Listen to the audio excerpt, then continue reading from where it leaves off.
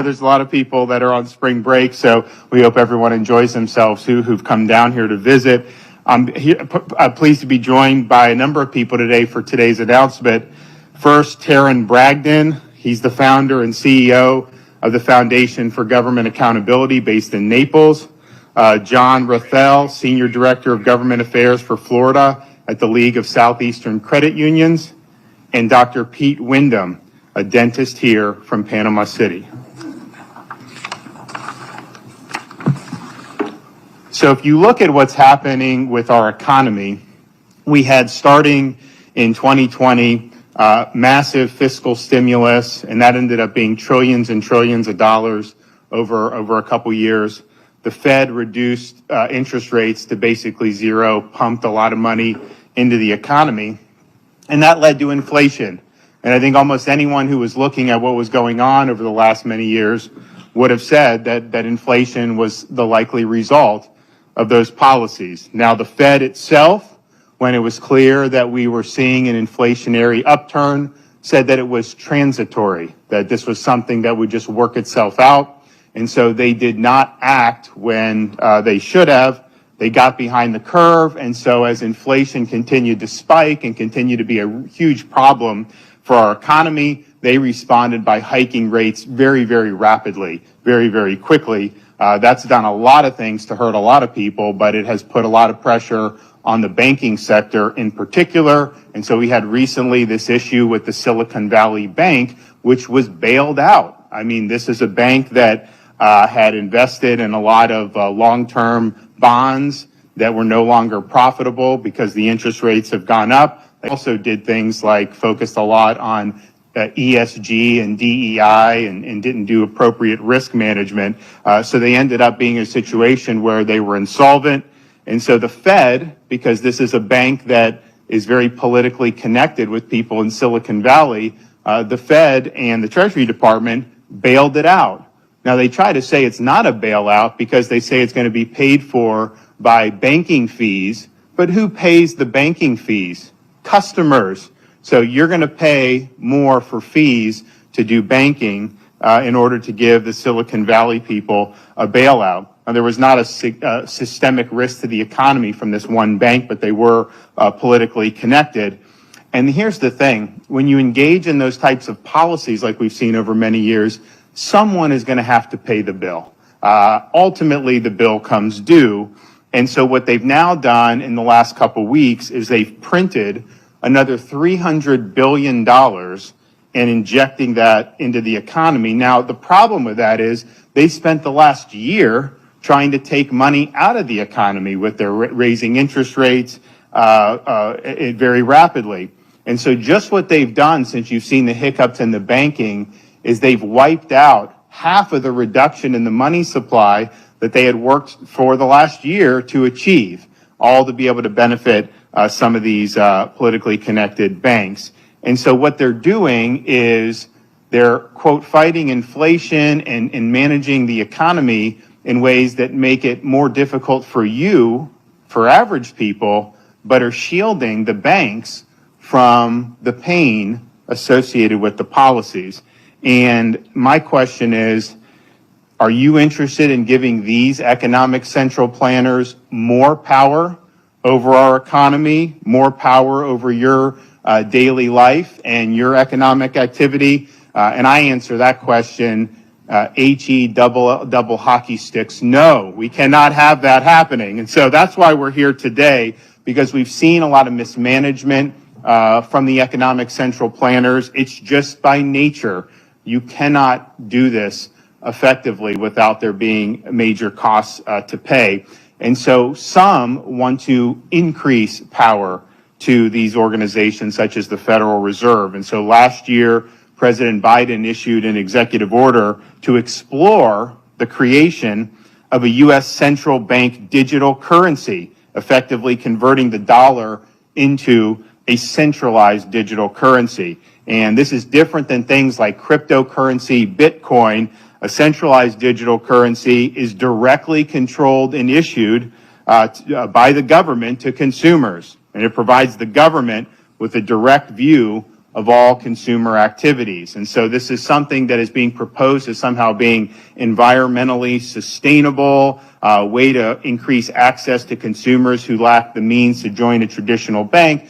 But as we've come to learn, any way they can get into society to exercise their agenda, they will do it. So what the central bank digital currency is all about is surveilling Americans and controlling behavior of Americans. And how do we know? Because we've seen this happen in other parts of the world. Look at no further than China to see the impacts of centralized digital currency. The People's Bank of China uses its central bank to monitor citizen behavior, allowing for the surveillance of spending habits and to cut off access to goods and services. You also see things in the Bahamas, where they've instituted caps on CBDC holdings and transactions. In Nigeria, central bank capped ATM withdrawals to forcibly push the use of their digital currency in lieu of physical currency. And I don't even need to think here, what are they going to want to do? These ESG factors. You go and buy gasoline. If you bought too much gasoline, they just won't allow you to use this to make a transaction. Who knows whether they would let you buy a firearm or things that they disapprove of. And so you're opening up a major can of worms, and you're handing a central bank huge amounts of power. And they will use that power. I think if we've seen anything over the last 4 or 5 years is if they can do their agenda, they will do their agenda in any way that they can. I mean, just think about some of the stuff that's happened with the whole banking situation. You know, the deposits are protected by law up to $250,000. Above that, it's not protected. Congress never changed that law, and yet somehow the administration, the Fed, the Treasury, they're removing that cap for some of these banks. And so the law is not really going to be an impediment to them if they can get the central bank digital currency. They will use that in ways that benefit their agenda. So today, we're here because we now recognize there's a concerted effort across America to backdoor provisions for the use of central bank digital currency through individual state uniform commercial codes, UCC. Uniform commercial codes intended to provide for standard governing laws for commercial transactions across state lines, and is set by an independent commission of, quote, experts to seek uniformity in state laws.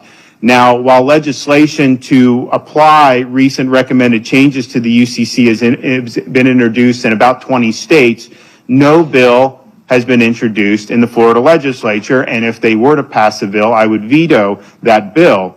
However, given the risks associated with a federally sanctioned centralized bank of digital currency, today I'm here to call on the legislature to pass legislation to expressly forbid the use of CBDC as money within Florida's Uniform Commercial Code.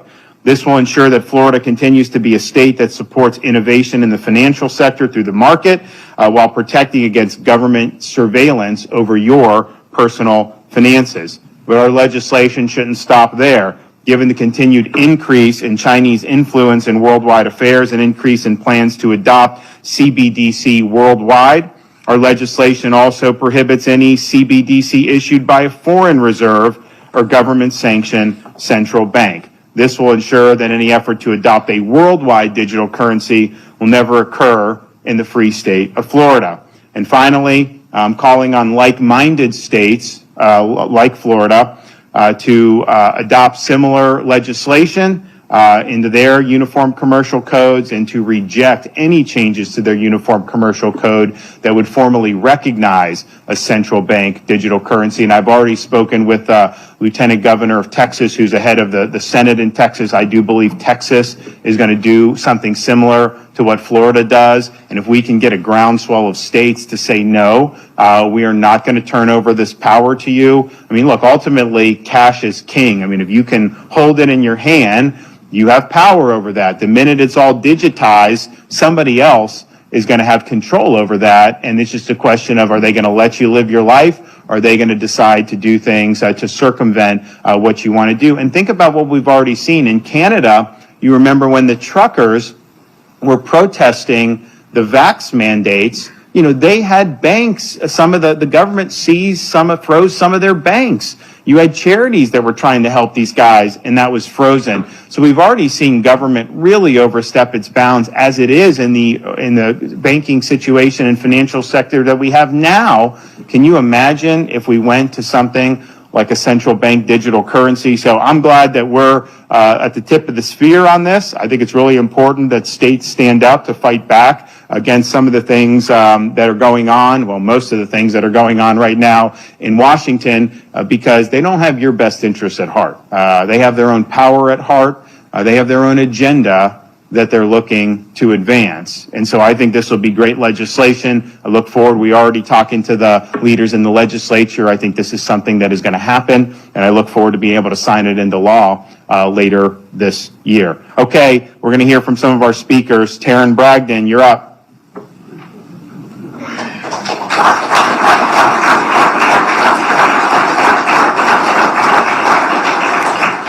Thank you, Governor DeSantis, for your leadership and the continued pushback against an overreaching federal government.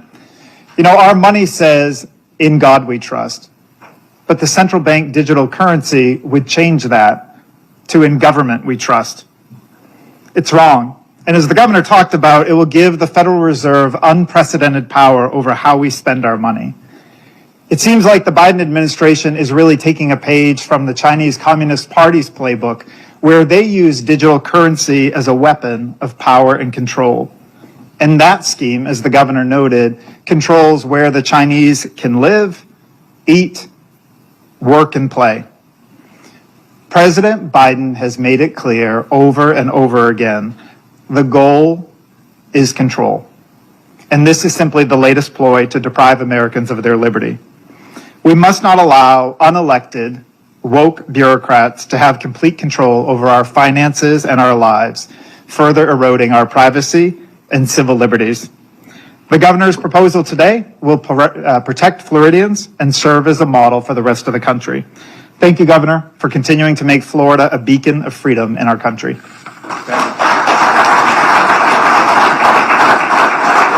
Okay, John.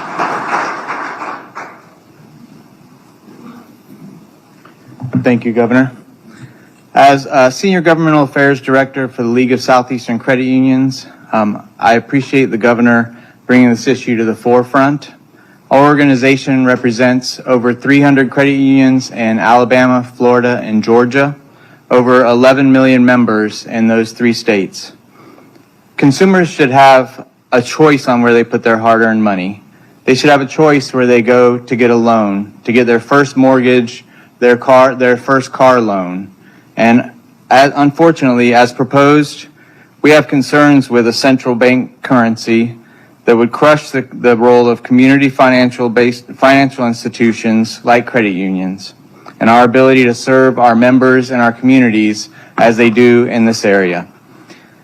In contrast, how consumers interact with financial institutions today, retail centralized digital currency being proposed by the Fed could bypass financial institutions like our credit unions and go directly to consumers, meaning our community credit unions would see a drastic reduction in our ability to offer loans and lines of credit to our members and communities. Today, Americans rely on a safe and secure financial system in which funds are readily available when a consumer needs them, and this is already done digitally. Rather than continue to support commercial and not-for-profit financial institutions like credit unions that are innovating, finding new products and services, small businesses to centralize control,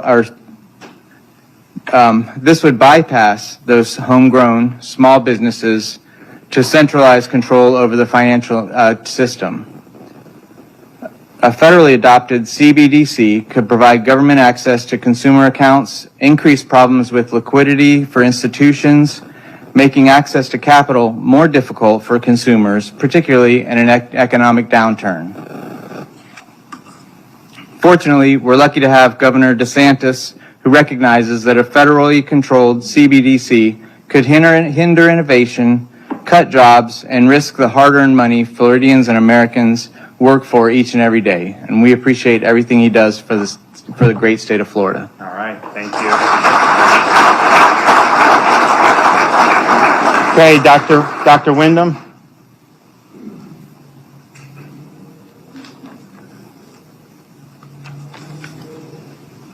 You know, Governor, if you get to be my age, you're gonna need reading glasses. Thank you for allowing me to come and speak this morning. Sometimes I wonder about who my friends really are, Chuck Purdue, who somehow got me up here to speak. And the topic that the governor touched on is one that it really hits home with me. And Governor, I would like to thank you for your leadership, your vision, and for your taking a stand for what America is about. Sure. Y'all may not know, but politics is not fun. And our governor is standing alone. This is off script, Governor, and I apologize. But he's standing alone in the United States against an enemy, and it is our own government. And hearing these men speak today, it resonates with me because I've had many family members who have served in the United States military, and they served for a purpose, and that purpose was to keep the United States free and to stand for what we as a nation have traditionally been throughout the world. And that's exactly what our governor stands for. And I'm proud to say that he is my governor. And I'm proud to say that my family would be proud of you today. And most of those have died. My dad passed away a year ago. And he loved you. I mean, he said, "Where's this guy been?" He said, what took so long for somebody to wake up? You know, you asked me to speak today about gun ownership. Yes, I own guns. If I lived in California, I'd be classified as a felon. But I live in Florida. And Sheriff Ford promised that he wouldn't disclose some of my firearms, so I'm not going to disclose any of his. But in Texas, what I have, they would call a good start.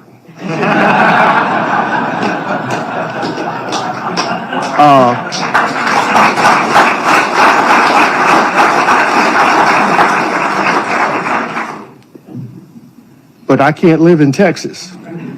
I've been there, done that. You know, it is quite concerning for me that our federal government, they believe that they can take and tell us what we can buy, what we can't buy through digital currency. And it is a topic that is relatively unknown to me until just recently. I have seen in my profession in dentistry and in a gun collector, I have seen regulation upon regulation upon regulation, which just, it's almost become prohibitory to exist in the United States. And so when we talk about controlling currency, I think we all understand that it's all about money. Everything's about money. And if you control the money, you control the people. You know, our governor understands this and he gets this. And he's putting the word out. And I was glad to hear, I'm not shocked that you're leading, you know, the way with other states. And thank you for that. But if you think about what you endure every day in your daily lives, and I know in my dental practice, we have, from the time I started 38 years ago, we have had regulation upon regulation upon regulation. And we abide by that because I enjoy what I do. And so when we talk about control, if you control the money, you control the people. And I believe that's basically what you're saying. And I don't know about y'all, but I kind of would like to have control of my own money. And I'd like to have control of where I spend it. And so, Governor, I can't thank you enough for what you do for our state, what your leadership means to our people, and just keep on fighting, because I believe you'll find that the vast majority of the Floridians, and I'm going to say this, the vast majority of Americans are for what you believe in. So thank you very much. And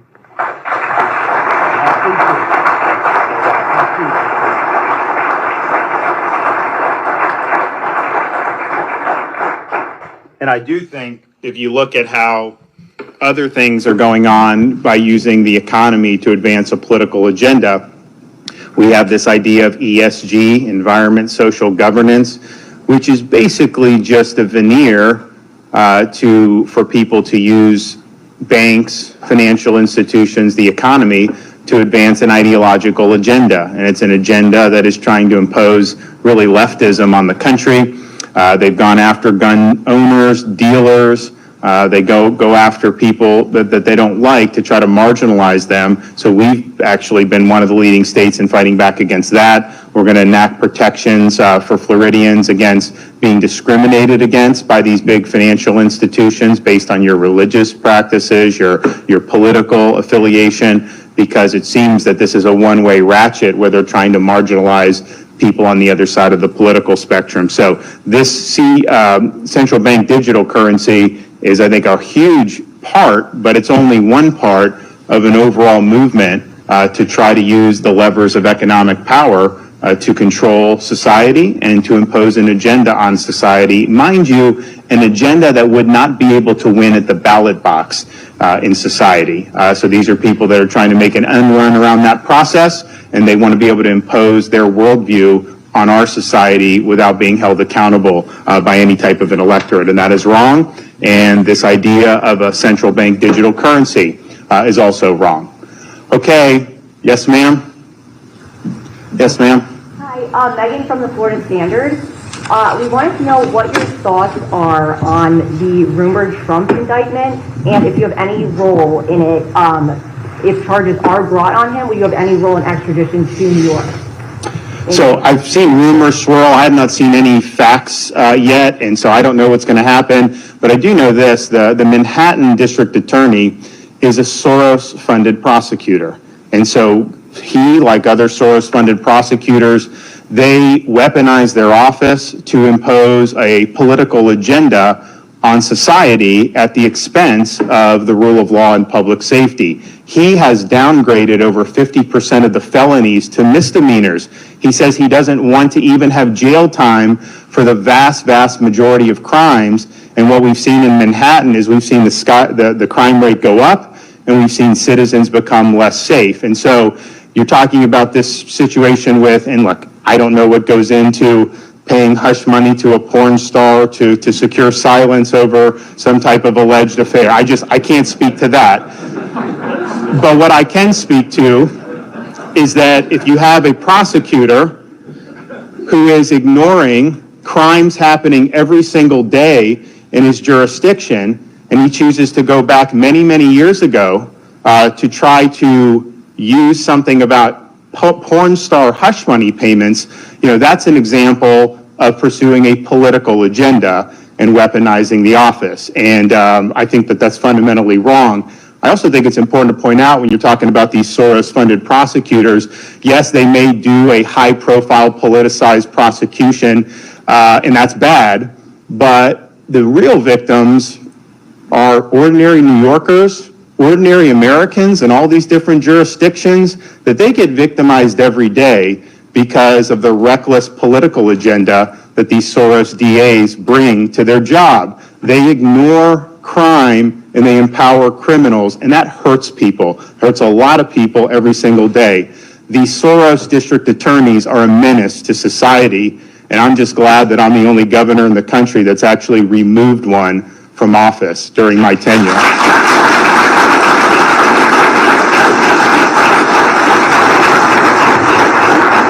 And in terms of, we are not involved in this, won't be involved in this. I have no interest in getting involved in some type of manufactured circus by some Soros DA, okay? He's trying to do a political spectacle. He's trying to virtue signal for his base. I've got real issues I got to deal with here in the state of Florida. We're obviously shutting down CBDC, which is important. We've got so many things pending in front of the legislature. I've got to spend my time on issues that actually matter to people. I can't spend my time worrying about things of that nature. So we're not going to be involved in it in any way. I'm fighting for Floridians, and I'm fighting back against Biden. That's what I do every single day. Yep. Governor, another question in terms of that. Are you aware if there has been any communication between Florida law enforcement and New York authorities if they do indict and President Trump does not go to New York for arraignment? Discussions about how he may be arraigned here in Florida since he resides here. Are you aware of any? I'm not aware of anything. Can we talk money for one more minute? Yes. If SVB was the tip of the iceberg, and it was, we know there's a lot throughout the banking system, and the cumulative effects of the rate hikes have barely felt. I mean, we're just getting there, you know.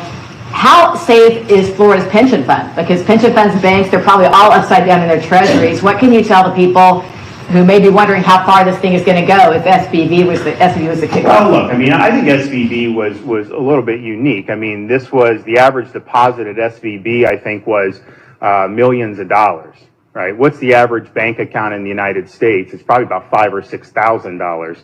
And so these are very high-powered individuals, a lot of them involved with venture capitalists, and this was kind of the bank of choice that people would go to. So these are very sophisticated people.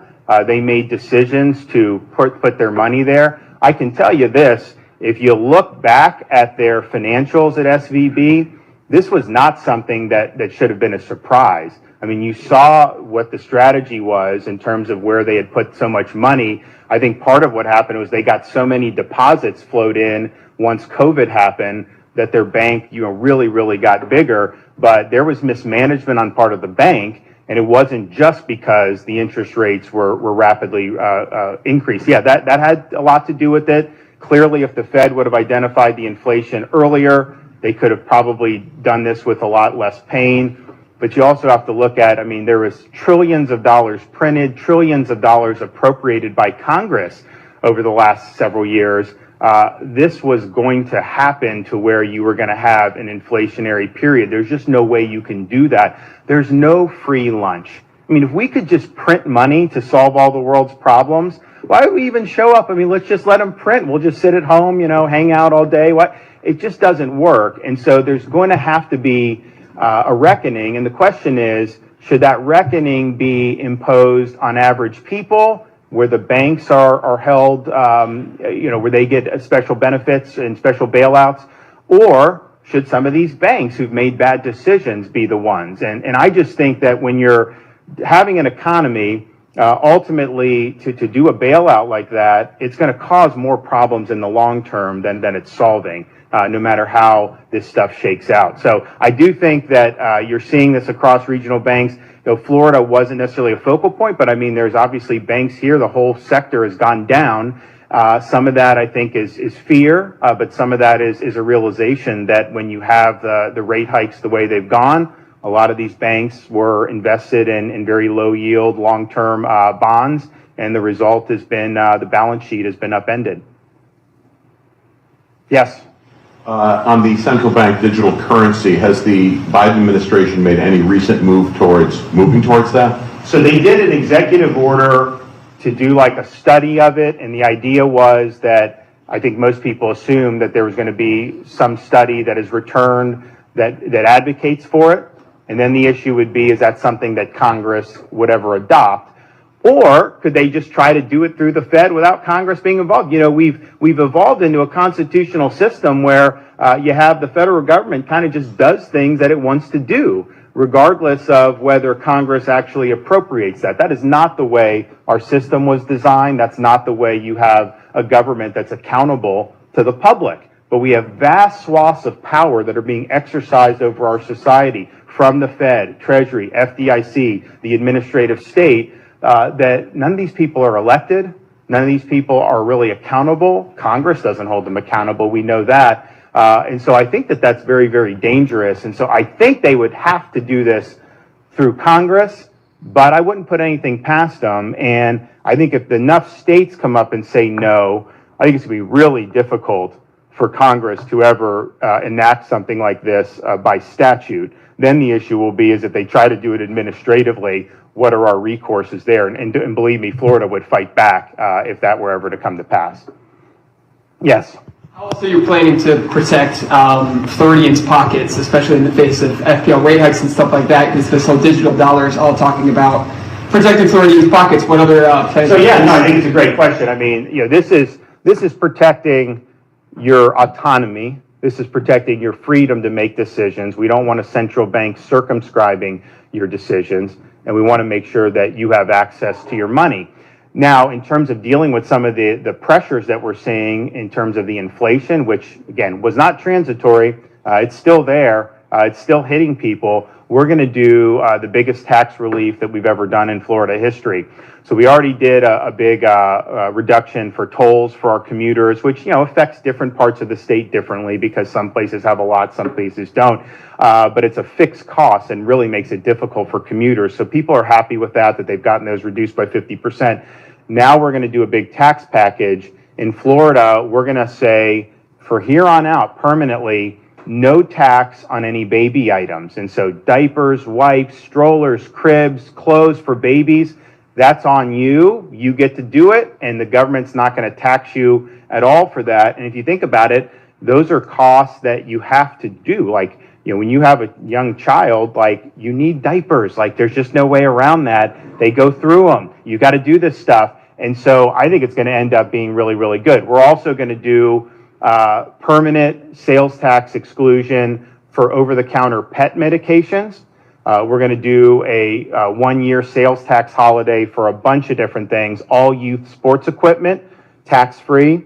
We're going to do all pet food tax-free for 1 year. We're going to do a whole host of other tax relief so that you think about as a consumer, the things that you have to spend money on. You got to spend money on your family and on your pets. Like, there's no real way around that. You're going to be able to do a lot of that tax-free. And so that's going to save people hundreds of dollars. I think the average family, maybe even more, depending on how many kids you have, how many pets you have.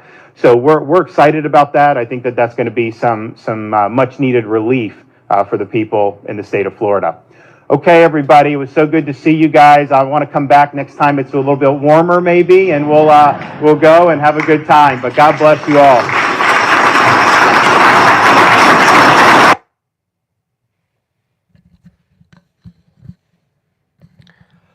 A lot to unpack there in 30 minutes. But just like I posted here in the comment section, somebody remind me, how is it babies are made again? See, everybody loves to give the Florida Maquis a bunch of grief about all the girls in bikinis and the reference to OnlyFans and all this kind of stuff. There's only one way that I know of that babies get made. And of course, I have to post the joke. Of course, when two transgender drag queens really love each other, no. When they start to go to libraries and read books together, no. There's only one way. Now, a lot to sharing drinking glasses, I've heard. There's something Florida can do that not a lot of other states can. And this is where things get a little bit weird. And I've talked about this before. In reality, on the ground, there's two terms that I've used before. De jure, D-E, space J-U-R-E. De jure, in law. De jure, in law, yes, Florida is still technically part of the United States. But de facto, D-E space F-A-C-T-O, Florida has nothing to do with the United States at this point. When they earlier said, Governor DeSantis stands alone, Florida stands alone. Absolutely correct in this. Absolutely 100% correct in this since the beginning of 2020 all the way to now. We have led the way. We have stood alone to the point where CNN can't stop talking about us. They can't stop attacking us. You notice they don't really attack Texas all that much.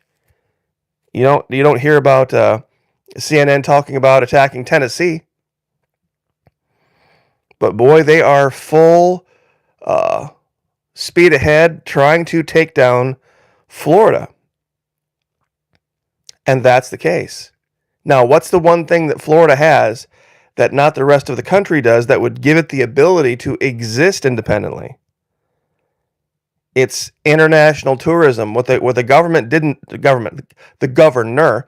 didn't say in that speech, which I wish he would have expounded on, is the reason he can put forth to our legislature. Well, Disney, Scott McDonald says Disney. That's part of it. Anybody though can operate a water slide. Anybody can put together a theme park where people can come and have fun. It doesn't have to be Disney. We can get all sorts of other private organizations that have nothing to do with Disney and have them come down here and build all sorts of, there's a whole slew of parks down there that you can go to doing all sorts of things. And we're basically lined on every single side of our state, other than the north, with some of the most beautiful beaches in the world. But that's the big thing that brings is international currency and international tourism. You see, that's where Florida would thrive and survive, whereas perhaps other parts of the United States would not. Is we would still have that money coming in.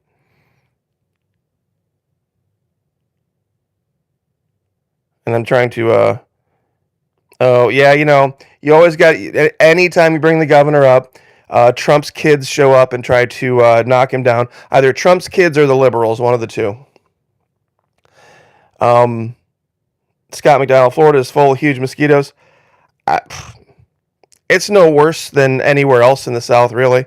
I've seen big mosquitoes in Louisiana, Mississippi, Alabama, Georgia, especially southern Georgia. You want to see some real big mosquitoes? Get into central southern Georgia.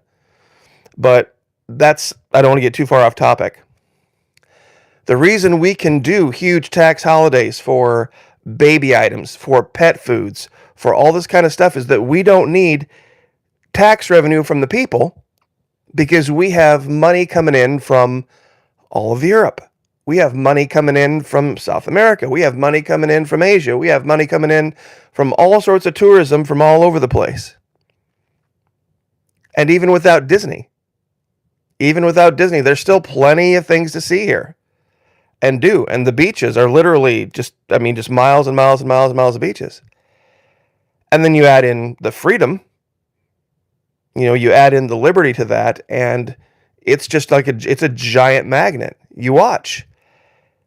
If this really pans out, where the federal government tries to push a CBDC and they passed into law, and we have a law here in Florida where it's not legal and it's not accepted and you can't use it down here.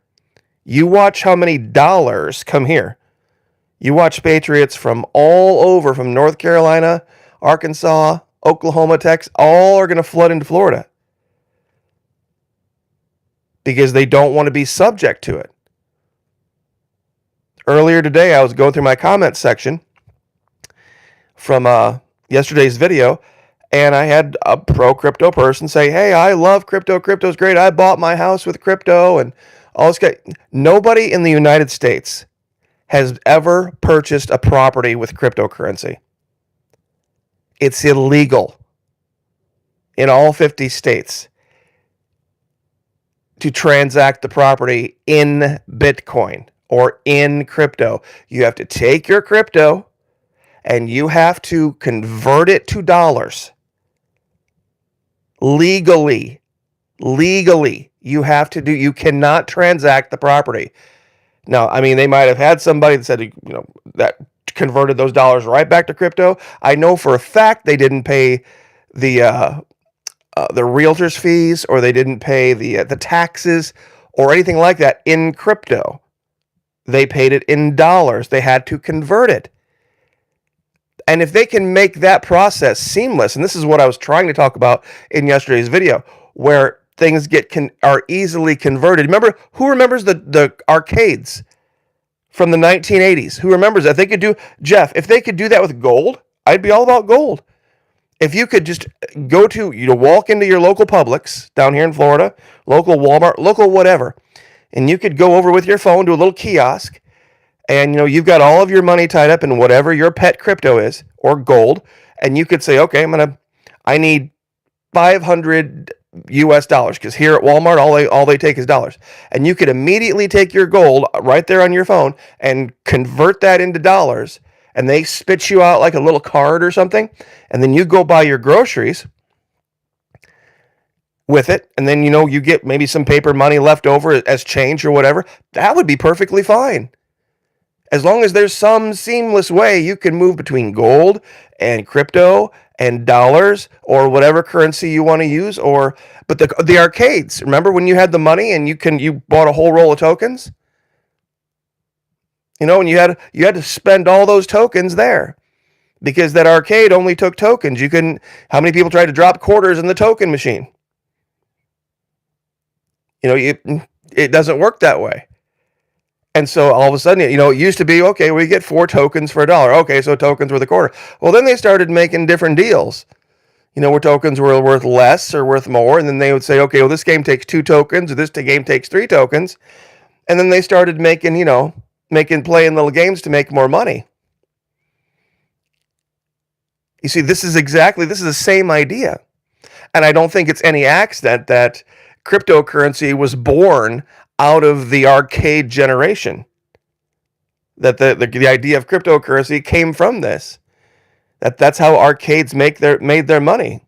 They had those change machines, and it was basically however much could get pumped into those machines versus, how much those machines would bring in revenue. And that's really what's going on here. Now, on another subject that's kind of tangential to this, let's see if I can get the screen right here. This is kind of what today's video is going to be about.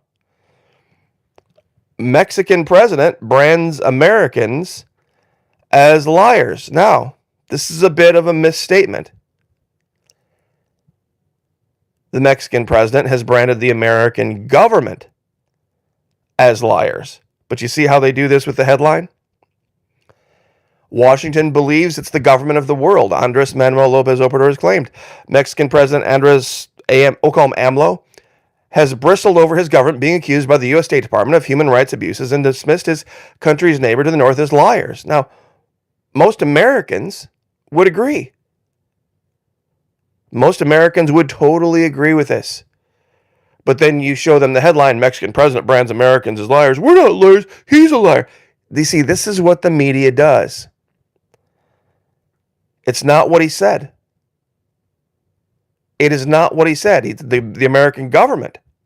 Now, are the people that are in the American government, are they technically Americans? Yes. So it's technically not a lie to say that the Mexican president brands Americans as liars. It's just the very specific Americans he's talking about are the ones in the government. James Logan, Cash App card. Okay, well, a Cash App card is all dollars.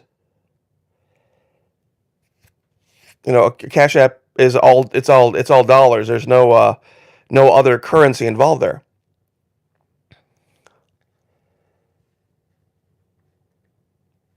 So, between that and then this issue with Nord Stream, he's got a point. He's got a point. I don't know. I mean, maybe is Cash App attached to a cryptocurrency? I didn't think it was. I thought it was just a payment system. It was just a digital payment system where you load it up digitally and then you can transact money with whomever. Cash App is used by a lot of e-girls. Just to be very, very, honest about it, a lot of people who work online, who work in what they call microtransactions. $1 for this, $3 for that, $5 for this, $10 for that. That type of economy. There's a lot of A lot of underground economy uses Cash App. Guys that mow your lawn, guys that move your furniture, guys that, I wouldn't say roofing companies, but general labor guys. They've got all the apps. They've got the PayPal, they've got the Cash App, they've got the Venmo, they've got all of the different ways of transacting. If they can bring in $5 or $10 or $15, and I'll tell you what, you might see that. You might see that more and more and more, as this starts to happen. And this is what it's kind of weird because cryptocurrency kind of was born out of this idea that, we want to transact amongst ourselves, with our own currencies and in our own ways. And that's a very big, very popular thing here in Florida. A lot of underground stuff goes on, especially in Daytona. I mean, that should tell you everything you need to know about Bike Week. You come down here and, I mean, Bike Week has nothing to do with Disney.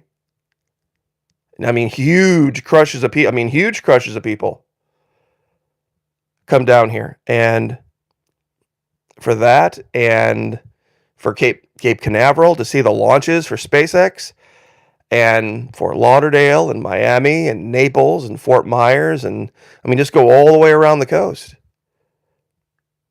There's people that come here, Panama City, Pensacola. And you're going to see, I tell you what, and that's the other thing too. I have a friend up in Indiana thinking about coming down here simply because of what she pays as a nurse in state taxes. See, there's no state income tax in Florida. Think of depending on how much you make, think of the thousands and thousands of dollars that could save just alone without having any state tax. I mean, yeah, it's in some areas it's moderately more expensive for sure than the Midwest, but over a lifetime, especially now that we're saying, if you're going to start a family, no taxes on baby items. And we have the tax holidays every year on basically survival and prepper items, which is basically hurricane supplies. Every year when hurricane season rolls out, I think there's a 30-day or 60-day moratorium or something like that where there's no sales tax on generators or candles or blankets or all the stuff that water. No, there's no tax on anything like that. So anyway, I'm not trying to totally Florida, of course, is not perfect like anywhere else. But it's a tough decision, it really is. It's a tough decision to, and I want everybody to have a forum here in the sense of when we stay on topic. I had to delete a couple people earlier. If you think cryptocurrency is the future and you think it's better than paper money, I can see your point. I can see where you might think that might be more seamless, might be easier for some, but there's also those out there that think, you know what, like the governor said, I want to have a wad of 10s and 20s and 50s in my hand if I want them. So, and I want them to be as accepted as can be. And that's, I guess, really, it's not a, but if, what he was talking about, the Biden administration mandating a CBDC, I think it will have to be the case for the largest of purchases like cars and houses for sure. Maybe tuition. So I'll have to look into this Glint debit card. So you're saying if you own gold. So Bobby Ricky writes, you can already do that with gold. It's called a Glint debit card. Well, clearly then you're not talking about physical gold, are you? It has to be some type of paper. I mean, how in the world would that work? You can't transact in physical gold. If you've bought the little slivers of gold, and you have them locked in a safe, at home, how in the world? I mean, I would have to look into this, how that works, where, how you would get the value of, I mean, if it's a sealed little plastic dealio with a little ounce of gold in it, that value is tied up. You're either going to turn that into cash or it's going to be that little bar of gold. There's no two ways about it. So clearly what's being owned, if it's a debit card, it's paper gold.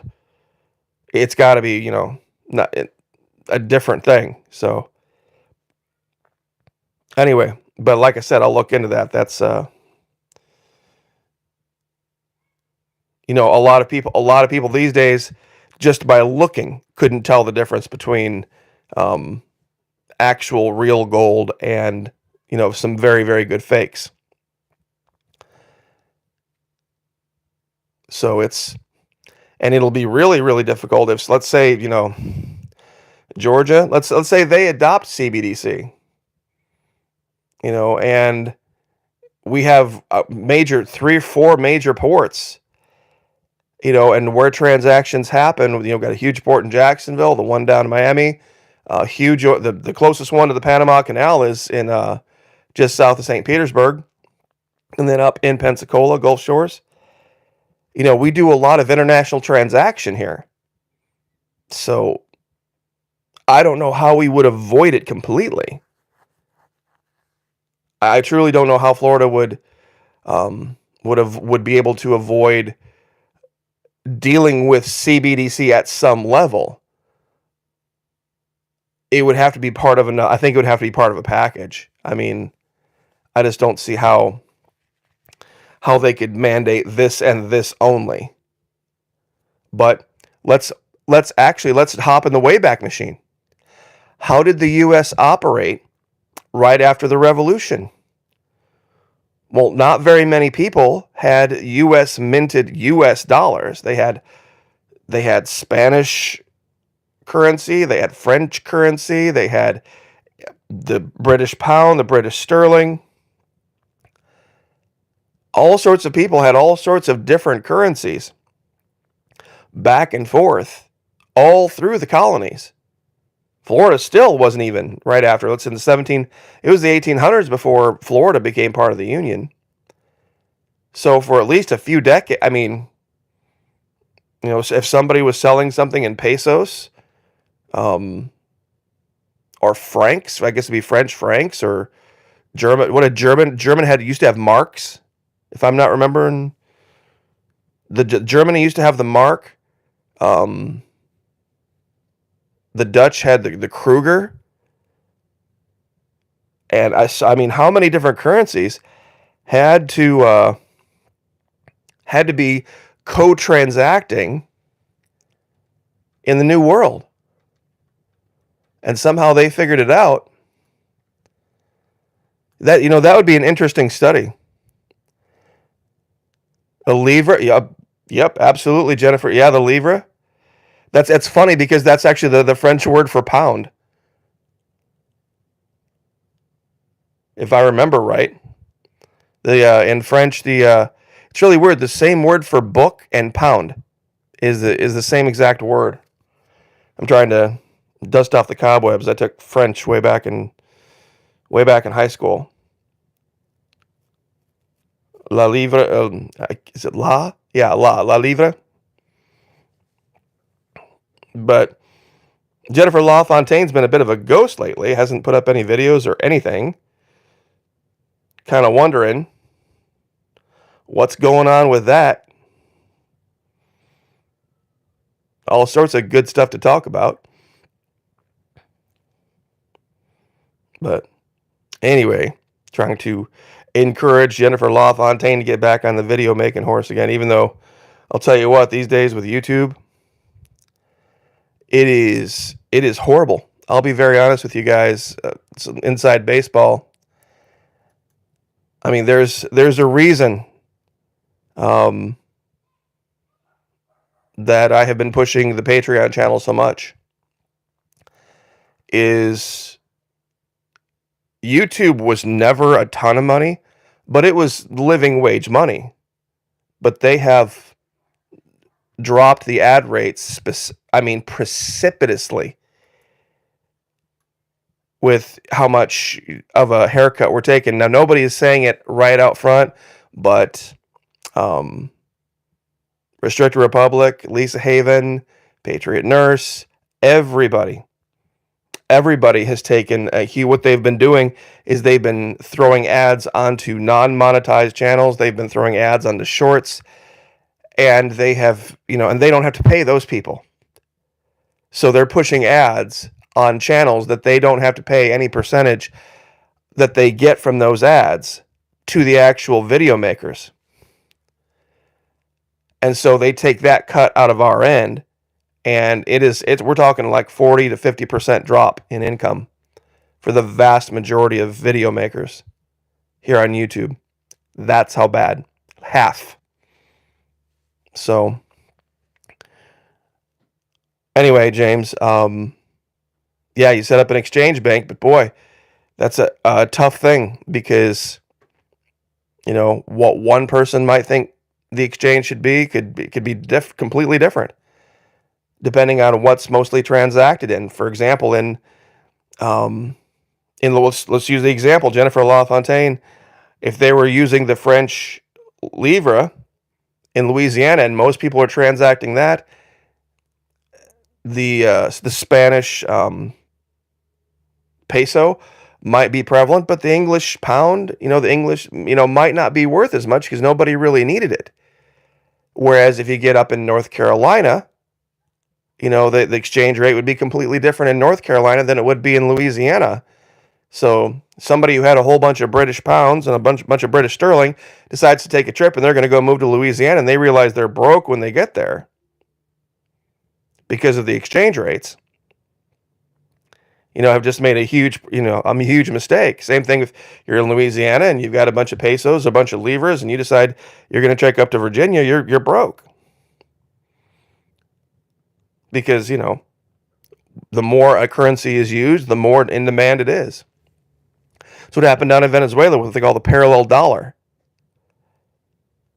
They had, of course, the bolivar, and then they had the standard dollar, and then they had what they called the parallel dollar. And the standard dollar was the standard exchange rate set by the government, and then there's the parallel dollar, the one that you could buy on the street, and that's what everybody wanted because that was the powerful one. And it was more and more and more and more bolivars to keep getting, more parallel dollars. And they kept dumping dollars into the Venezuelan economy, and that's what killed the bolivar. It's very strange. It's something that not a lot of Americans, unless you've traveled overseas, would understand, that you can go into a shop anywhere in South America, and you can use dollars. They'll take your dollars. They'll take your Colombian pesos. They'll take your Venezuelan bolivars. So, company towns. Oh boy. You see, Jen. Now that's a great video topic. Company towns. Especially dovetailed with the 15-minute city thing. That's a really good topic. Privately owned everything. Private streets, private street lights, the whole 9 yards. That Tennessee Ernie Ford, I owe my soul to the company store. So anyway, I will let everyone get out of here. And once again, thank you for all of you that have showed up over at Patreon. For those of you that have contributed, it's made a huge, huge difference. I know it doesn't seem like it, but just $1 US a month, just one, makes an enormous difference. If I could even get 5 to 10%, I wouldn't even have to worry about YouTube or its censors anymore. But right now, it's not even 5% of. If you go look at my subscriber count, not even 5% have showed up over at Patreon. So anyway, I will leave it there. But once again, we will see you a little bit later on. We're going to do this, and we'll have a video up later today. So have a great week. Like, share, subscribe, and we will see you guys next time.